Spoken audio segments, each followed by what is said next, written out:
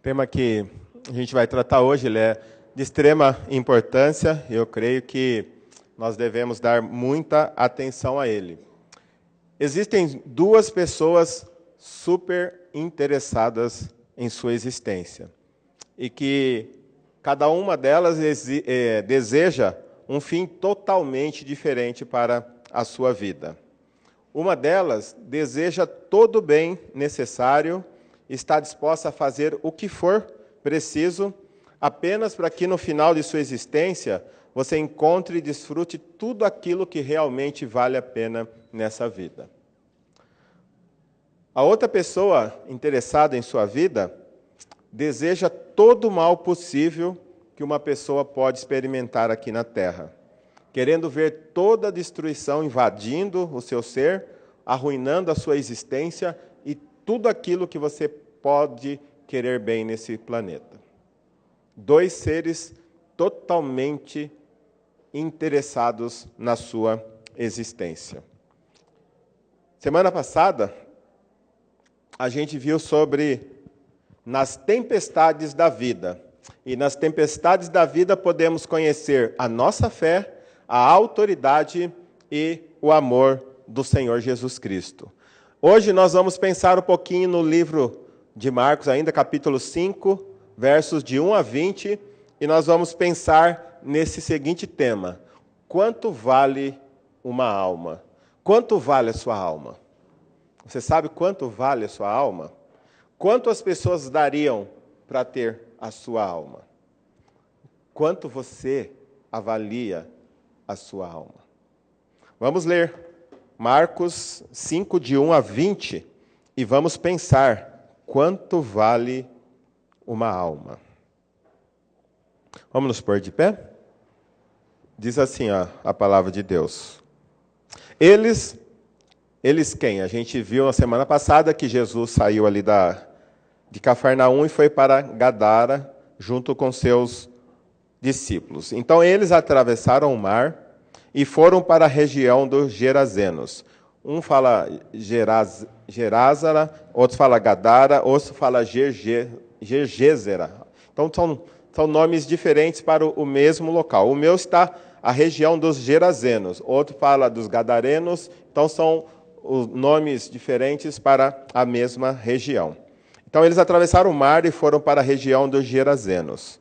Quando Jesus desembarcou, um homem com um espírito imundo veio dos sepulcros ao seu encontro. Esse homem vivia nos sepulcros e ninguém conseguia prendê-lo, nem mesmo com correntes, pois muitas vezes lhe haviam sido acorrentados pés e mãos, mas ele arrebentava as correntes e quebrava os ferros de seus pés. Ninguém era suficientemente forte para dominá-lo. Noite e dia ele andava gritando e cortando-se com pedras entre os sepulcros e nas colinas. Quando ele viu Jesus de longe, correu e prostrou-se diante dele, e gritou em alta voz: Que queres comigo, Jesus, Filho do Deus Altíssimo? Rogo-te, por Deus, que não me atormentes. Pois Jesus lhe tinha dito: Saia deste homem, espírito imundo. Então Jesus lhe perguntou: Qual é o seu nome? Meu nome é Legião, respondeu ele, porque somos muitos. E implorava a Jesus com insistência que não os mandasse sair daquela região. Uma grande manada de porcos estava pastando numa colina próxima. Os demônios imploraram a Jesus: Manda-nos para os porcos, para que entremos neles. Ele lhes deu permissão, e os espíritos imundos saíram e entraram nos porcos. A manada, cerca de 2.000 porcos, atirou-se precipício abaixo, em direção ao mar, e nele se afogou. Os que cuidavam dos porcos fugiram e contaram esses fatos na cidade e nos campos, e o povo foi ver o que havia acontecido. Quando se aproximaram de Jesus, viram ali o homem que fora possesso da legião de demônios, assentado, vestido e em perfeito juízo, e ficaram com medo. Os que estavam presentes contaram ao povo o que acontecera ao endemoniado, e falaram também sobre os porcos. Então, o povo começou a suplicar a Jesus que saísse do território deles. Quando Jesus estava entrando no barco, o homem que estivera endemoniado suplicava-lhe que o deixasse ir com ele.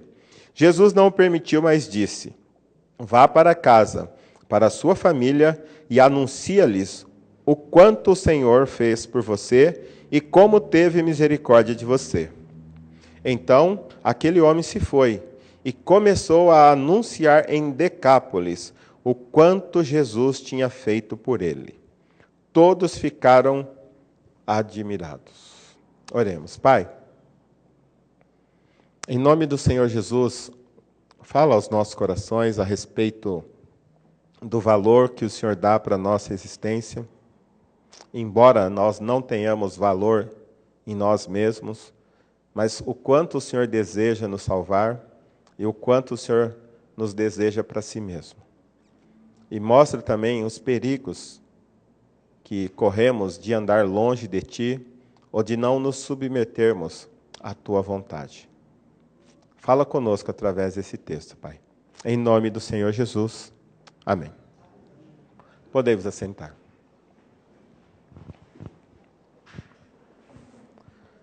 Então, hoje nós vamos pensar um pouquinho sobre a divindade de Jesus é cada vez mais evidenciada, antes pelo seu poder sobre a natureza, agora sobre o mundo espiritual. Semana passada a gente viu que Jesus, com uma simples ordem, ele acalmou o mar, acalmou o vento, e ele demonstrou que ele não era apenas um simples homem, mas era também o próprio Deus encarnado que tinha poder sobre toda a criação.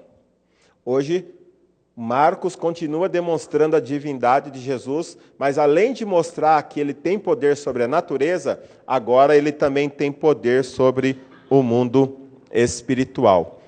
Só para lembrar, Jesus ele estava aqui em Cafarnaum.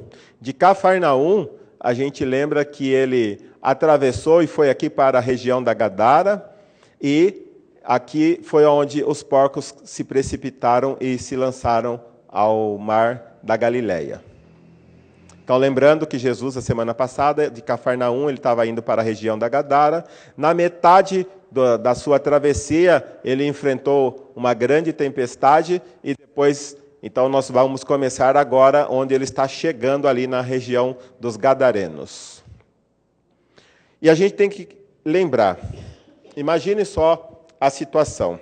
Encontramos Jesus e os seus discípulos saindo de um lugar onde a popularidade dele era grande. Ele já estava muito conhecido, ele já tinha feito alguns milagres, ele já tinha feito grandes coisas aos olhos daquela multidão. E onde quer que Jesus chegava, a multidão se afluía para junto dele, porque queria provar dos milagres, queria provar do ensino, queria estar ao lado de Jesus. E multidão o comprimiam lá do outro lado, em Cafarnaum. E a gente vê que ele sai daquele lugar onde a popularidade dele estava em alta, e eu creio que muitos de nós pensaríamos: Senhor, por que o Senhor vai sair daqui? Olha, a multidão está atrás de você. E lembra que nós já estudamos um texto, quando os discípulos, Jesus se retirou para orar de madrugada, e a multidão foi tudo para a casa onde ele estava hospedado. Então os discípulos saíram procurar e falaram: Mestre, onde que o Senhor anda? A multidão está toda lá te esperando e o Senhor não vai atender a multidão. E ele diz: vamos para outro lugar, porque importa que eu também pregue lá. Então, o Jesus ele se preocupava muito mais em pregar o Evangelho do que ficar demonstrando poder, para que as pessoas ficassem admiradas com o seu poder, mas não ficassem admiradas com a sua pessoa. E eu e você, muitas vezes, ficamos mais admirados com aquilo que Jesus pode fazer do que com aquilo que o próprio Senhor Jesus é, o Deus encarnado que veio para resgatar a mim e a você. E a gente encontra Jesus e os seus discípulos enfrentando a tribulação ali no mar, e então eles chegam numa região inóspita, numa região considerada pelos judeus impura, imunda. Vocês sabem que os judeus eles não comiam porco, eles não tinham relação com porqueiros, mas por que ali tinha tanto porcos? Alguém sabe por que aquela região tinha o pessoal cuidando de 2.000 porcos? Porque o próprio nome diz que Jesus mandou ele de volta para onde?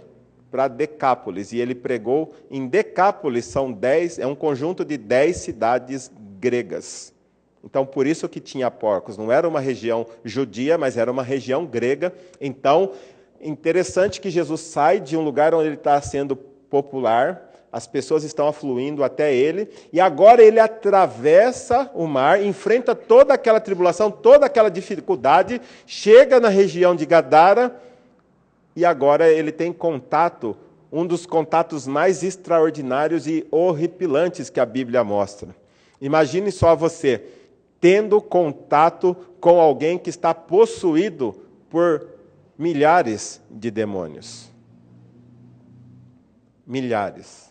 Uma legião, como eu já falei, alguns estudiosos dizem que uma legião é formada por 6.000 soldados romanos, outros dizem que era por 9.000 soldados romanos.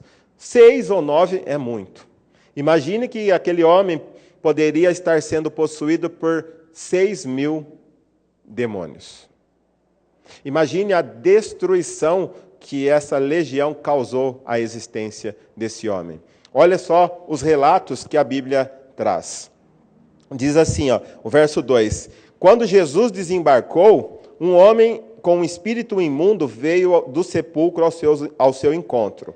E diz o verso 3, esse homem vivia nos sepulcros. A gente tem que entender que os cemitérios daquela época não é igual os nossos. Não é um lugar onde tem uns montes de túmulo e as pessoas ficam enterradas. Naquela época, as pessoas eram enterradas em cavernas. A gente viu o próprio exemplo do Senhor Jesus, que foi enterrado numa caverna. Então, provavelmente, ele vivia numa dessas cavernas que as pessoas usavam para enterrar os seus mortos.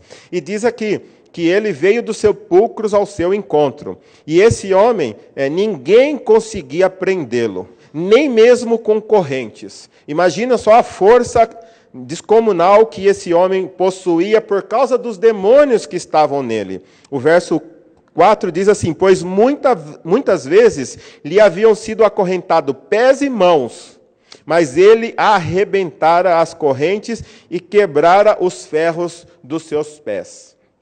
Uma vez eu já contei que, lá em Araraquara, eu vendo uma mulher que estava, na minha visão, possessa, mas os policiais estavam prendendo, porque ela estava fazendo muita algazarra e quebrando tudo, e 4 policiais não conseguiam prender essa mulher para colocá-la no camburão.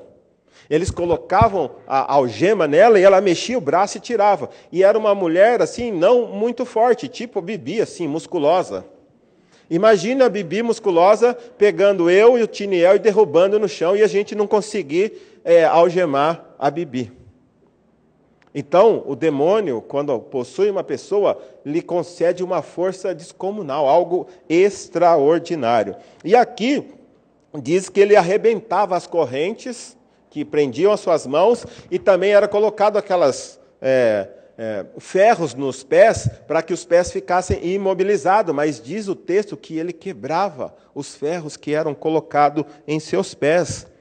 E também dizia assim que ninguém era suficientemente forte para dominá-lo até então. Da mesma forma como ninguém era suficientemente poderoso para acalmar a fúria do mar, Jesus sai lá do mar e que tinha acalmado, e agora ele encontra uma outra pessoa nervosa. E ele é capaz de tanto acalmar o mar, quanto acalmar a fúria dos demônios. E diz assim, imagine a miséria desse homem, o verso 5. Noite e dia andava gritando e cortando-se com pedra entre os sepulcros nas colinas. Imagine você atormentado noite e dia, gritando pelas ruas, pelas colinas, pelos sepulcros e se cortando, se automutilando. Noite e dia, dia após dia, semana após semana, mês após mês, anos após anos. E aí agora a gente começa a ver que quando ele viu Jesus de longe, ele correu e prostrou-se diante dele. Interessante, eu já falei certa vez, algumas pessoas acreditam que o diabo ele é o senhor do inferno e que lá no inferno ele reina. Não. O inferno foi criado exatamente como lugar de punição do demônio e de todos os seus anjos e de todos aqueles que não amaram a vinda do Senhor Jesus Cristo. Então, o inferno é um lugar de punição. O diabo não é rei no inferno. O inferno é o lugar de que ele vai ser castigado. Então a gente não precisa ter medo do inferno, quem está em Cristo, né?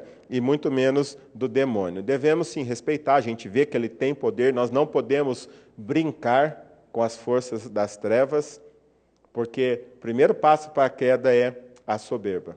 Mas devemos entender que há um mais valente, como a gente viu, nós já falamos sobre possessão, eu não vou ficar falando sobre toda possessão, se você quiser saber, você vai lá no capítulo 1, procura na internet, e tem, capítulo 1, 21, eu já tratei sobre possessão, sobre a realidade dela, e como nós podemos nos ver livre dela. Agora eu quero ficar mais voltado para o valor que Deus dá para uma alma.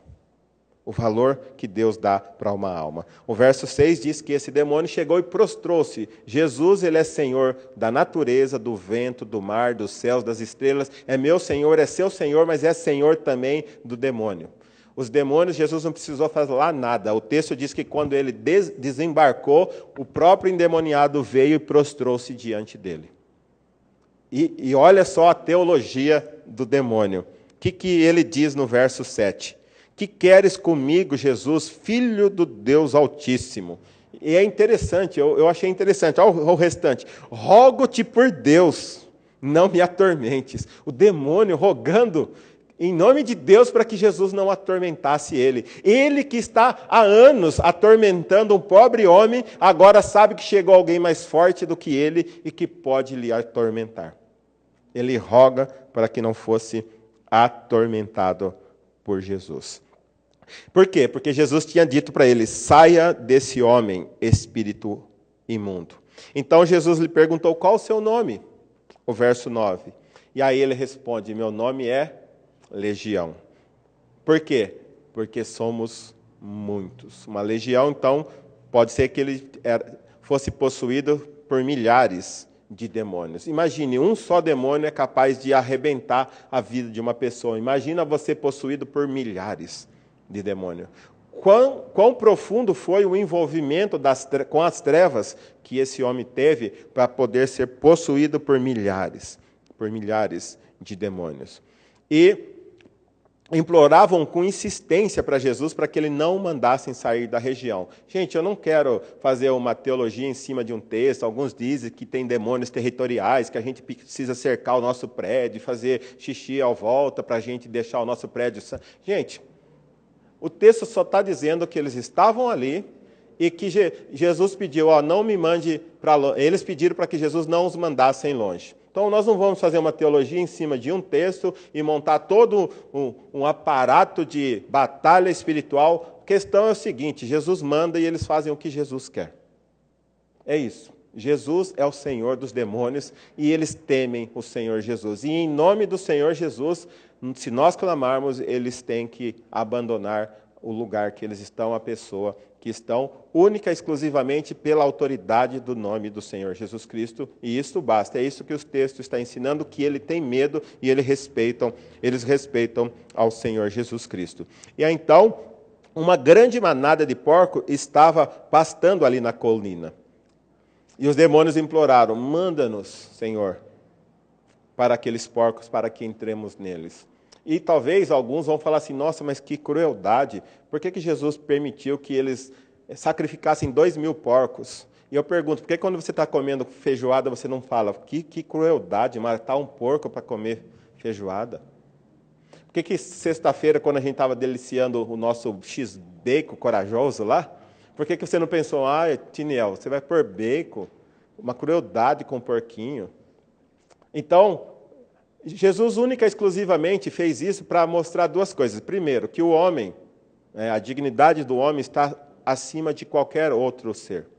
Hoje a gente vê pessoas idolatrando cachorro, gato, sapo, passarinho, baleia, pintinho, mas não se preocupam com o ser humano que está ali na porta da sua casa morrendo.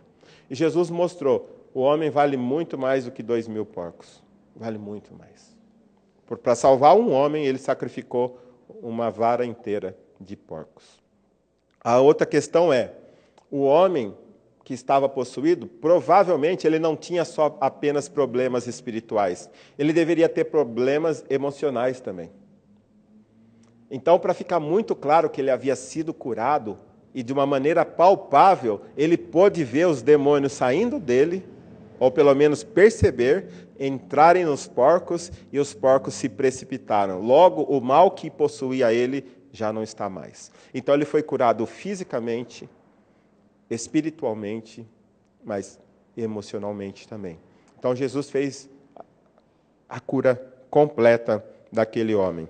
E diz que 2.000 porcos se precipitaram precipício abaixo e se afogou ali no mar. Os cuidadores, os que cuidavam dos porcos, ficaram admirados, ficaram assustados. Então eles correram para a cidade e foram contar o que havia acontecido. E quando se aproximaram de Jesus, no verso 15, e eles viram ali aquele homem que andava nu entre os sepulcros, se cortando, agora vestido, em sã consciência, sentado aos pés de Jesus. E aí o que aconteceu? Eles ficaram com medo. Interessante, quando ele estava possesso com 6.000 demônios, tudo bem. Mas agora que ele está em sã consciência, vestido, sentado, calmo, tranquilo, voltou à sua razão, agora os homens ficaram com medo. Mas com medo do quê? Olha o verso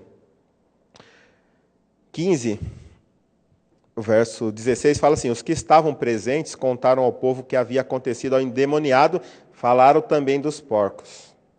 Então o povo começou a suplicar que Jesus saísse do território deles. Jesus expulsa o demônio, que era o maior terror e o maior inimigo deles, e ao invés de eles se alegrarem, eles expulsam também Jesus da sua presença. Expulsam Jesus da sua presença. Por quê? Talvez Jesus vai mexer em toda a economia da nossa comunidade. Jesus vai quebrar todos os paradigmas. Jesus vai tirar o nosso sossego. Eu não quero perder meu emprego. Não quero perder meus bens. Meus bens valem muito mais do que a alma daquele imundo que vive ali no sepulcro. Talvez fosse isso que os moradores pensavam. E por fim, Jesus, no 18, quando Jesus estava para ir embora, o homem que estivera possesso de demônios suplicava: deixa eu ir contigo. E Jesus fala: não. Volte para a sua família. Imagina que ele vivia há muito tempo longe de casa. Volte para a sua família. Ele tinha família. Volte para os seus e anuncia-lhe tudo o que o Senhor fez e como teve misericórdia de você. O desfecho é extraordinário. Então aquele homem se foi e começou a anunciar em Decápolis, ou seja, 10, Deca, né? Deca de Deca campeão, de Deca. Então, Decápolis, 10 cidades. Ele foi e anunciou o quanto Jesus tinha feito por ele. Todos ficavam admirados. Essa eu creio que é a maior força evangelística da igreja. Não é os teólogos, os doutores em teologia que saem fazendo grandes conferências pelo mundo. Mas é uma pessoa que foi realmente liberta e salva pelo Senhor Jesus e que sai para contar para as pessoas o que o Senhor fez por elas. Esse cara não passou por curso, não passou por seminário. Ele única e exclusivamente era um testemunho vivo. As pessoas que viram o estado anterior dele, agora nota o estado maravilhado em que ele está com o Senhor Jesus, e todos também ficam admirados com a libertação que ele recebeu. Se você quer ser um grande evangelista, única e exclusivamente, diga aquilo que Jesus tem feito em sua vida. As pessoas vão ficar admiradas. E a questão é, quanto vale uma alma? Para Jesus, quanto vale uma alma? Lembra que ele estava num lugar muito populoso. Então, para Jesus, vale mais que a sua popularidade. Ele deixou toda aquela região e ele foi para um lugar onde ele já sabia que ele ia ser rejeitado, que ele já sabia que ia ser expulso, ele já sabia dos perigos que ia ter lá no mar, e ele já sabia que lá do outro lado só tinha uma única alma que ele poderia resgatar. mostra que Jesus, sim, está preocupado com as multidões que andam como ovelhas sem pastor, mas ele também ama o indivíduo. Ele ama você de maneira especial. Ele não fala apenas com grandes massas, mas ele olha para o ser individual.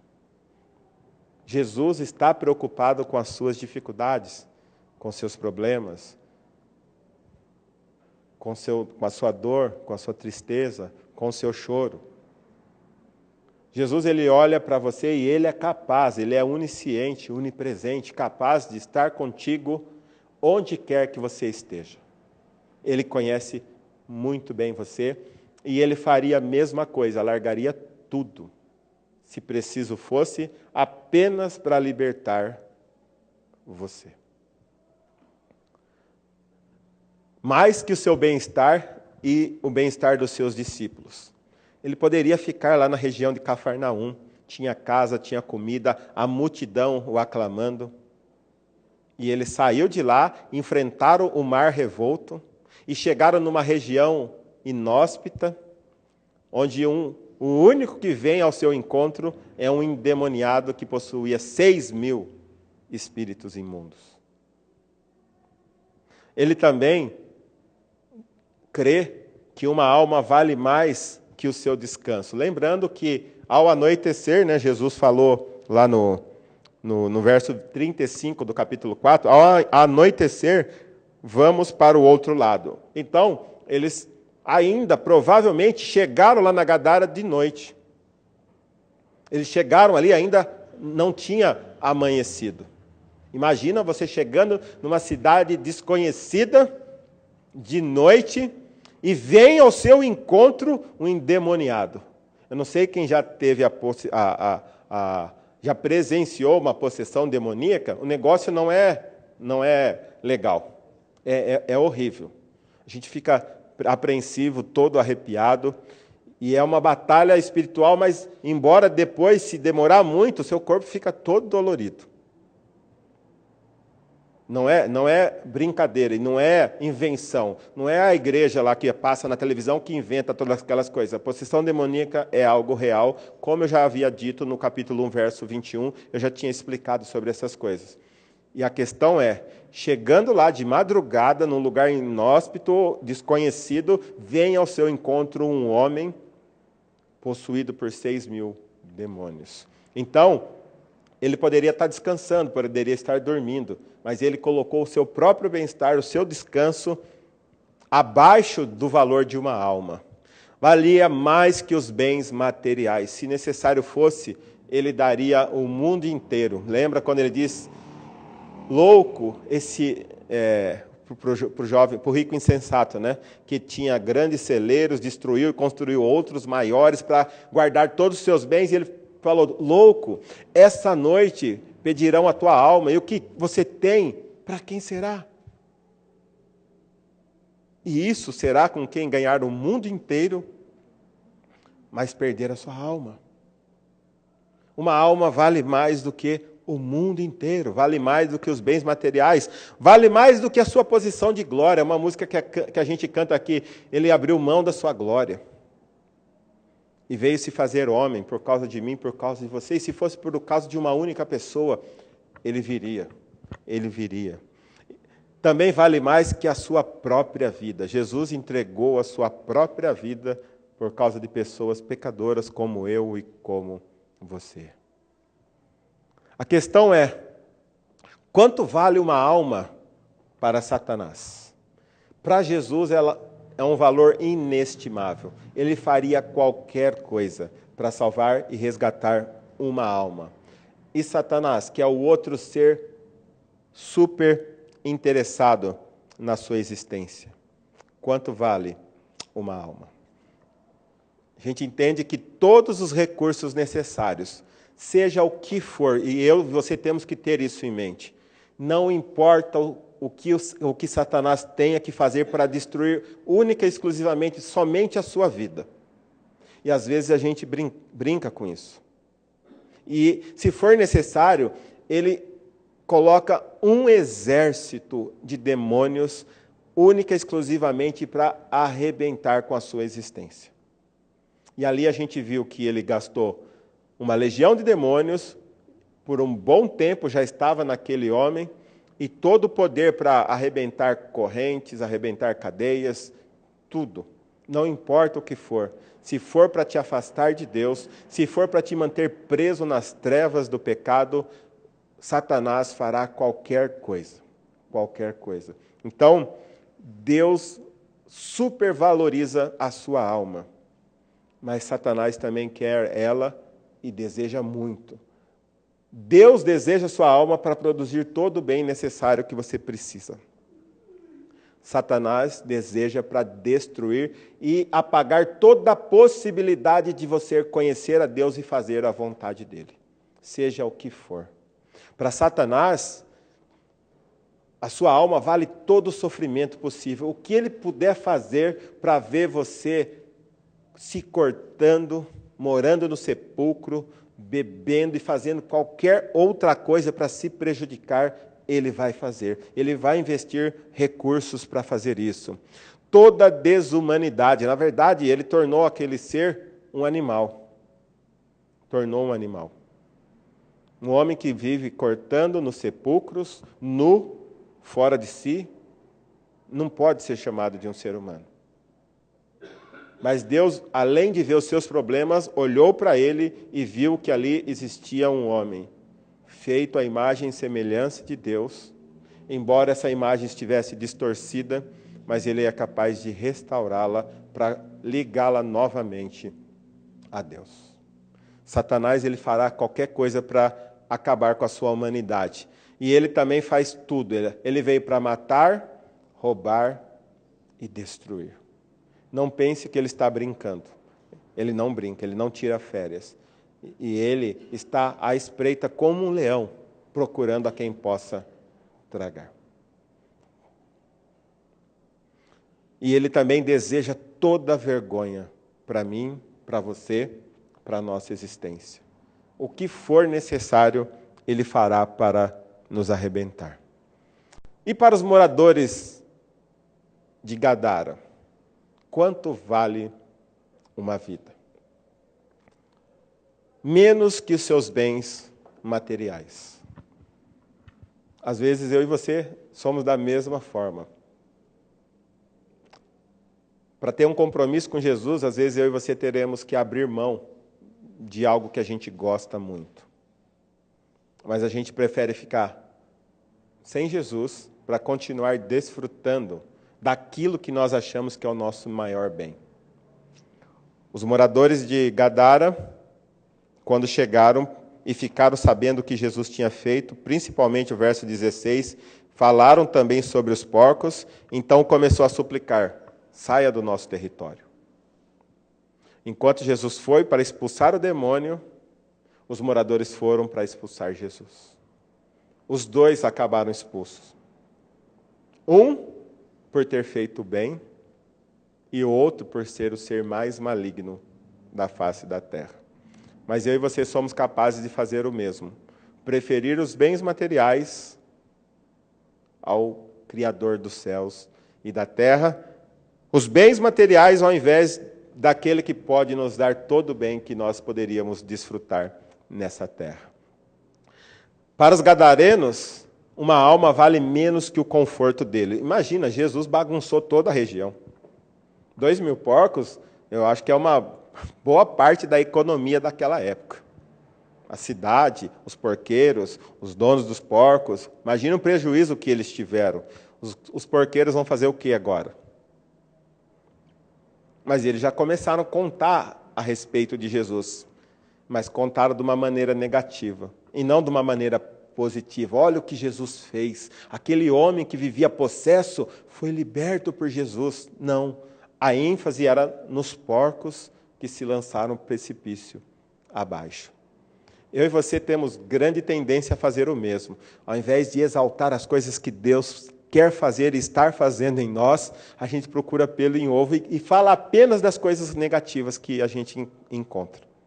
Jesus libertou um homem de 6.000 demônios e eles ficaram preocupados com 2.000 porcos.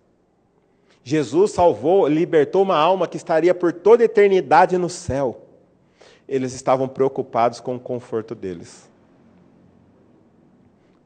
É muito fácil o ser humano, longe da graça de Deus, preferir as coisas terrenas do que as coisas celestiais. Menos que a sua religiosidade. Talvez eles fossem de uma outra religião, e o texto diz que ninguém era forte o suficiente para manter preso aquele homem. Mas nem as religiões da época eram capazes de dominá-lo.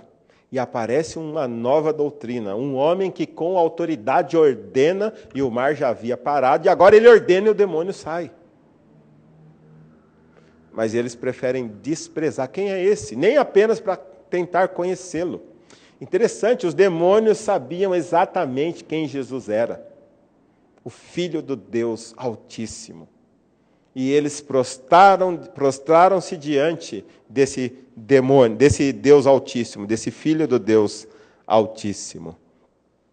Para os moradores da Gadara, uma alma vale menos que os próprios interesses. Será que eu e você estamos dispostos a abrir mão das coisas que nós almejamos para que pessoas possam ser salvas? Será que eu e você estamos dispostos a abrir mão daquilo que nós tanto prezamos, daquilo que nós há tanto tempo estamos almejando, mas quando a gente percebe que aquilo que Deus quer é melhor para as pessoas que estão ao nosso redor, será que eu e você estamos dispostos a abrir mão? Para os moradores da Gadara, os interesses deles eram mais preciosos do que uma alma. Mais preciosos do que uma alma. Lembrando que Jesus deixou uma multidão em Cafarnaum, atravessou o mar, passou por todas aquelas dificuldades para chegar em Gadara por causa de uma única alma. Uma única alma. Ele poderia olhar de maneira diferente. Bom, meu ministério será muito mais proveitoso se eu ficar onde tem uma multidão. Mas ele largou tudo e, olha, ele foi atrás de um gentil. Para o judeu, isso não entra na cabeça. Um gentil, sendo alvo do amor de Deus, ele atravessou todo o mar, passou por toda aquela dificuldade para ir atrás de um pecador. Na mente do judeu, isso não entra. Mas a grande questão é, Deus ama o ser humano. E ainda que seja por causa de um ser apenas, ele muda o mundo inteiro. Ele vira, ele transtorna uma cidade inteira, se necessário for, para salvar uma única alma. Ele muda. Porque Deus, ele ama o ser humano, e ele era a única esperança para esse endemoniado. Ninguém poderia fazer nada. Às vezes, muitos de nós somos da mesma forma. Preferimos o nosso conforto, a nossa estabilidade financeira, a nossa aparente harmonia dentro do lar. Por isso, às vezes, nós nunca confrontamos os nossos cônjuges com o Evangelho, nunca confrontamos os nossos filhos, nunca confrontamos os nossos parentes, porque acreditamos que a paz é melhor e mais importante que a alma deles. Eles estão contra Deus, estão fazendo coisas que prejudicam o relacionamento deles com Deus, mas eu não sou capaz de falar e confrontá-los, porque é melhor manter a harmonia e a paz dentro do meu lar, mesmo que eles estão indo para o inferno, mas durante os 100 anos que a gente vai viver aqui, a gente vai viver em paz. Os moradores de Gadara eram assim. Preferiam o bem-estar e o conforto deles do que a graça maravilhosa que o Senhor Jesus estava trazendo. E para o endemoniado, quanto valia a sua alma? Mais que a sua solidão. Imagine, ele vivia sozinho. Quem quer fazer companhia para uma pessoa que é possuída por 6.000 demônios? Quem quer fazer companhia para alguém que nem correntes são capazes de prender? Ele entendeu que Jesus era muito melhor que a solidão. Ele viveu muito tempo solitário. Agora ele quer a companhia de Jesus. Agora ele quer Jesus. Muito mais que o seu desespero. Imagina se cantando, vivendo em sepulcro à noite, solitário.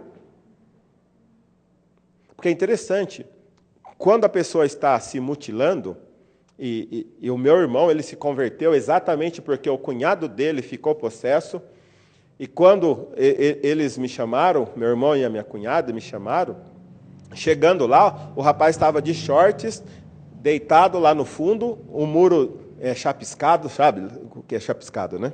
Cheio de... E ele se jogava no muro, então ele estava todo arranhado, a testa, os joelhos, as costas, o cotovelo. Por quê? Porque ele se jogava e ele não sentia nada, porque ele estava possuído por um demônio. Não para minha glória, mas toda a honra e toda a glória seja dada ao Senhor Jesus Cristo, porque assim como a gente viu que os demônios se submeteram a Ele, naquele dia, quando eu cheguei, tinha um monte de gente também lá, mas todos com medo do demônio. E eu não fui porque eu sou melhor que eles, mas eu fui por causa da graça de Deus que me conduziu. E quando eu cheguei e falei, em nome de Jesus, saia, o demônio saiu. E aquele rapaz que estava dando cabeçada no muro, se jogando no muro, de repente olha para ele e fala, nossa, o que aconteceu? Ai, minha dor, minha cabeça, o que está acontecendo? Então, durante a possessão, ele não sentia nada. E enquanto ele se cortava, garanto que ele também não sentia nada. Mas o demônio ele é tão cruel que para se cortar, ele estava ali. Mas depois, creio que durante a noite, as madrugadas, deixava ele sofrer as dores do seu pecado.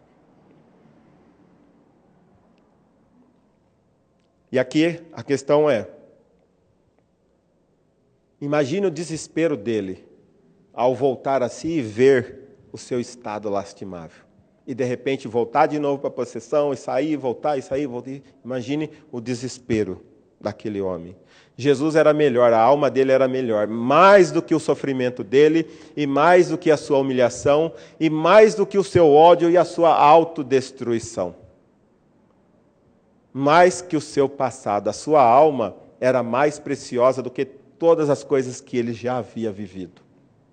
E por isso ele queria o Senhor Jesus. No verso 19, 18, quando Jesus está saindo, ele suplicava que queria ir com o Senhor Jesus. Mais um outro contraste. Jesus foi para Gadara, os moradores mandaram ele embora. Jesus está indo embora, o gadareno quer ir com ele. Mas ele fala, não, volte exatamente para esse povo que está me expulsando. Eles precisam saber o que aconteceu com você. Eles conhecem você e eles vão ficar admirados em ver que não foi algo apenas momentâneo, que a transformação que Jesus produz, ela é permanente. Não é apenas emocional enquanto o culto, enquanto a gente está cantando, chorando, aqui derrama lágrima, mas sai daqui e volta a fazer todas as coisas que faziam antes. Não. O que Jesus quer fazer é permanente. É permanente. Permanente. Portanto, a questão é o seguinte: quanto vale uma alma? No Evangelho de Marcos, a divindade de Jesus é cada vez mais demonstrada, antes pelo seu poder sobre a natureza e suas forças, agora pelo seu poder e senhorio sobre o mundo espiritual.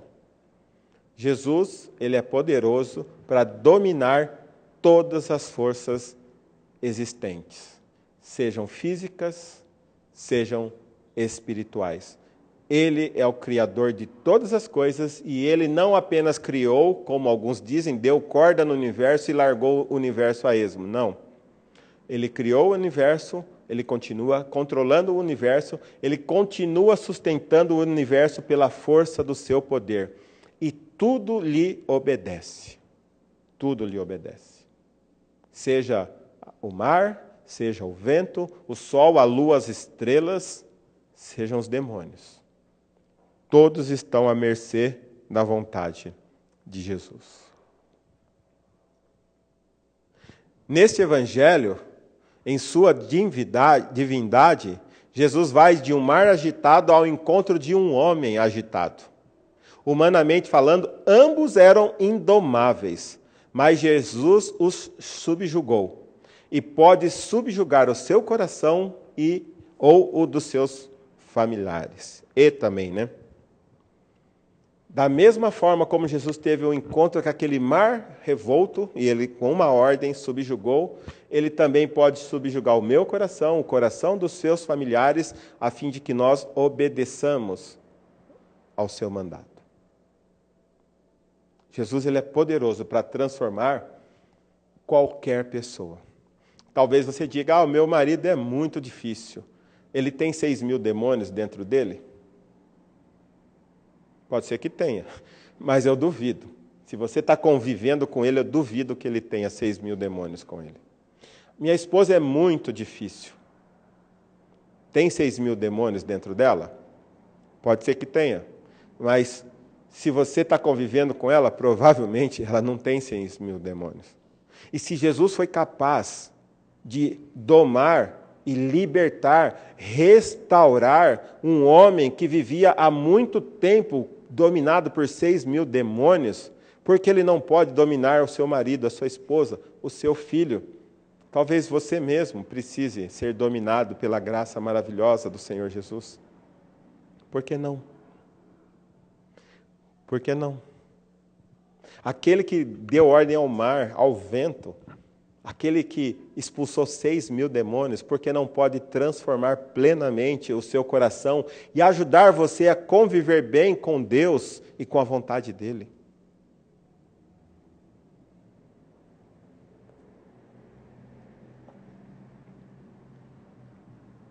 Sendo plenamente Deus, Jesus é capaz de libertar e restaurar qualquer vida presa nas garras do pecado, concedendo-lhe plena paz, né? Aquele que era agitado de lado a lado, correndo, se cortando, vivendo nos sepulcros.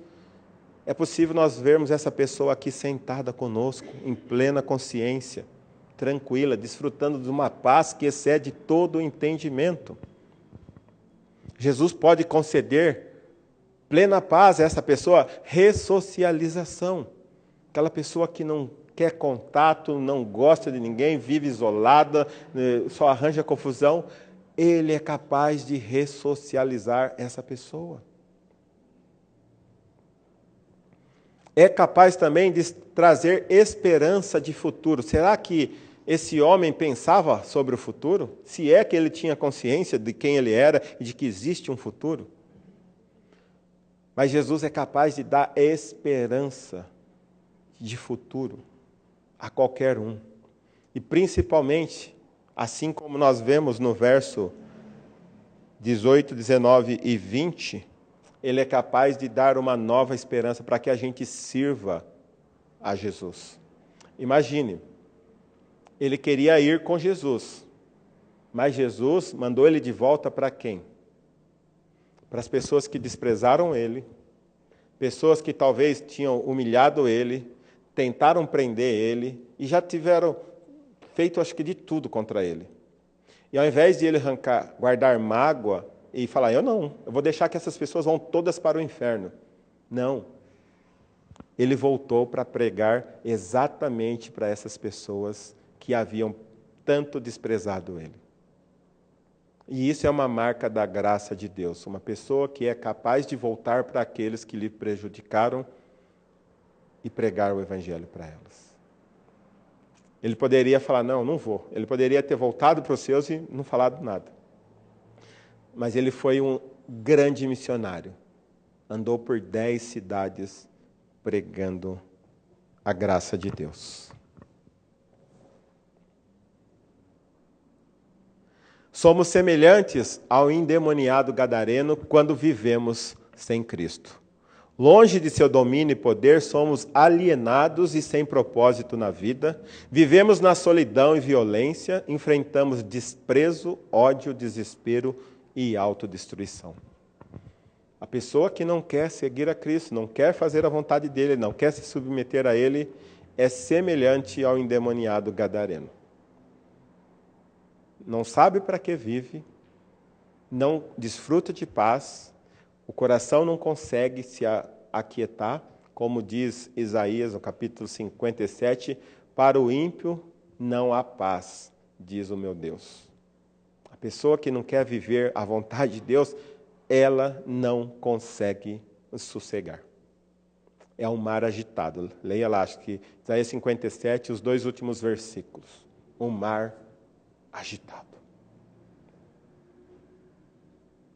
Mas Jesus é capaz de dar propósito, tirar da solidão, da violência, do desprezo, do ódio, do desespero e da autodestruição. E por fim, o valor que você dá para uma alma é o mesmo de quem? Você olha para as pessoas que estão ao seu redor como Jesus, entendendo que elas são dignas do amor de Deus, elas são alvos da graça maravilhosa, ou você olha para elas como Satanás, querendo destruir, fazer de tudo possível para prejudicar essa pessoa? Como você olha? Como você olha para as pessoas que estão ao seu redor? Tentando levá-las para Cristo ou tentando fazer de tudo para destruí-las? Ou talvez você olhe para uma alma como os gadarenos. Bom, deixa ela para lá e eu fico para cá. Não vou sair da minha zona de conforto para... Não, eu não vou arranjar confusão lá no meu emprego, quando as pessoas estão falando, contando piadinha a respeito de Jesus, eu não vou defender Jesus, não. Deixa ficar quietinho, deixa na minha zona de conforto. Ou você também olha para uma alma como o homem que foi liberto, com grande submissão, e volta para fazer exatamente o que Jesus pede. Como você lida com a vontade de Deus? Como você encara o valor da sua alma? Como você encara o valor da alma das pessoas que estão ao seu redor? Deus, ele se fez homem como a gente, para salvar gente como a gente. Ele não precisava, mas por amor, ele deixou a sua glória, abriu mão da sua posição de glória lá no céu, se fez homem, foi cuspido, foi ferido, cravado numa cruz, humilhado, desprezado, porque ele nos amou. E assim ele também quer que através de mim e de você, as pessoas que estão ao nosso redor conheçam o amor dele. Amém? Então, a divindade de Jesus é cada vez mais evidenciada. Antes pelo seu poder sobre a natureza, agora sobre o mundo espiritual. E a semana que vem, sobre a doença e sobre a morte. A morte, eu creio que é o maior inimigo do ser humano junto de Satanás. E Marcos vai mostrar que ele tem poder sobre todas as doenças e tem poder também sobre a morte. Que Deus nos abençoe e possamos, na próxima semana, estarmos juntos para continuar estudando o Evangelho de Marcos.